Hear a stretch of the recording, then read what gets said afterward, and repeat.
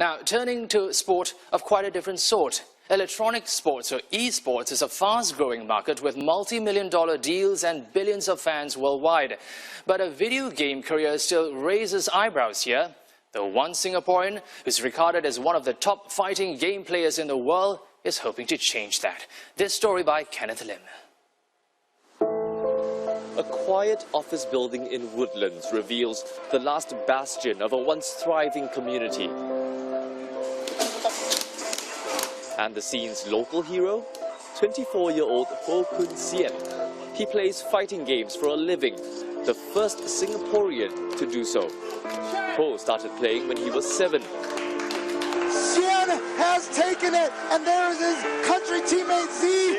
Up there with a huge hug, Singapore, your evolution, 2013 champion.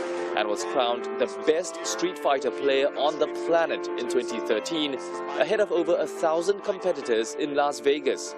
At that moment, I was just a random guy from Singapore, and being able to achieve that result shows that anyone could do it.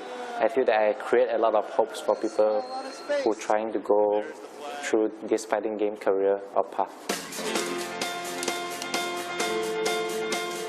With arcades slowly becoming a thing of the past, Ho's victory is a small step to reviving a community. To us, it's kind of an awe-inspiring moment.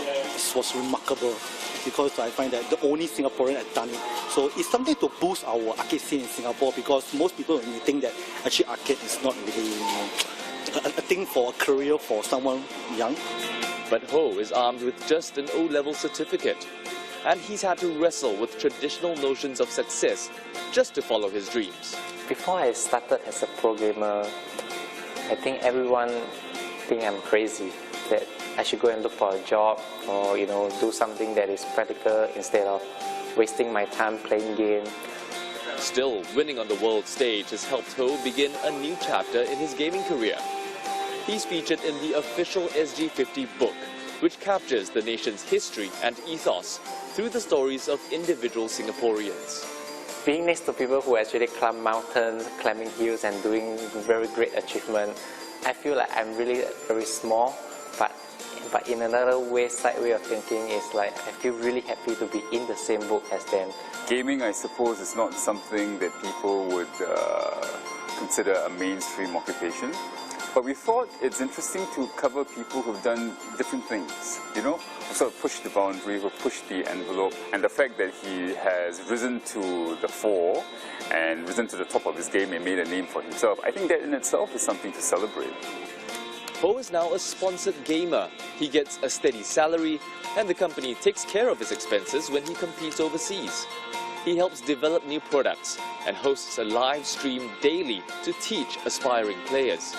Market research firm Superdata says the global electronic sports market is now worth more than $600 million, with Asia contributing more than half of the revenue. More people are watching esports online and on television, with numbers expected to rise even further.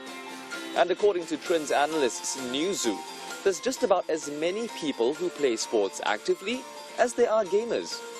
I think it's one of the biggest problems today is that people kind of conceive gamers to be these kind of nerds kind of sat in their mother's basement, right?